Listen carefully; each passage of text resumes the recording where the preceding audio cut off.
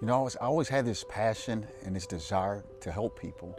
As a little boy, I would play with my little cars and pretend to be a police officer because I just held that profession with honor. So after graduating high school in 2000, Michael enlisted in the Marines, where he served 4 years. At the time of his honorable discharge, he was married to Lakita, raising 2 children, and was on his way to the Virginia State Police Academy. You know, it was exciting. My expectations were to just come out there and serve people, you know, to be able to meet people at where they're at in their worst time of need, you know what I mean? And to help the helpless, to encourage those who are discouraged. Then 3 months into his career, he responded to a gruesome, fatal car accident. I realized it affected me, but I didn't know how deep. In law enforcement and the profession, you know, they say keep work at work and home at home, and you don't want to bring that burden to your family. That was only the first of hundreds of tragic scenes Michael would witness as a first responder. And over the next few years, the emotional stress started taking a toll. I would suppress those feelings. And it kind of, in a sense, you become numb to the pain. And if I could be honest, because of suppression, you stop feeling. You stop feeling.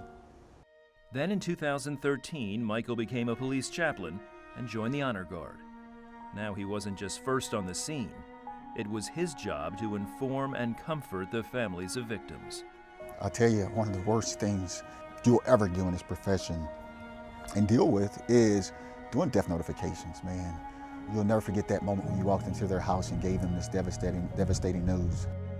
Eventually, the stress and trauma started affecting Michael's relationship with his wife and children. My heart was hard because of the trauma. So I remember one day my daughter said to me, she said, "Dad, sometimes I feel like I don't even know you." And it crushed me. Near the end of 2015, Michael experienced a string of deaths closer to home. One of them was a coworker's wife who had been abducted and killed. And I remember sitting in my car and tears started rolling down my eyes. And it was just anger. And at that point I knew, I was like, yeah, I have nothing else to give, man. I am tapped out. The passion, it went away. It was pain. It was pain from the trauma, what I experienced and what I was witnessing. At the same time, the pain of watching these men and women that wear the uniform, life be taken. Nightmares soon followed. And in 2015, Michael took a leave of absence and went into counseling, where he was diagnosed with PTSD. But after 6 months, the pain and nightmares still tortured him.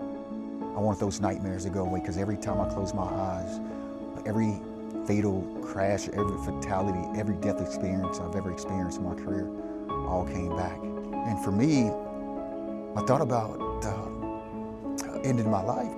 It wasn't that I wanted to die, not at all. I love Jesus, I love my family. It was just, I just wanted the pain to go away.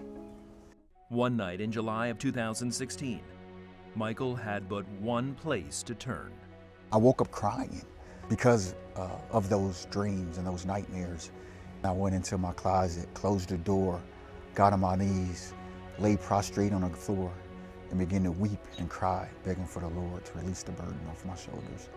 He say, "Son, let it go. I got it. Give it to me. I'll take it. You don't have to carry that burden anymore." And that's what Michael did. That pain was given to the Lord. Gave it to him. I said, "It's all you, Lord." And he said, "Michael, what are you going to do with it?" I said, "I'm going to make it known. I'm not being silent anymore."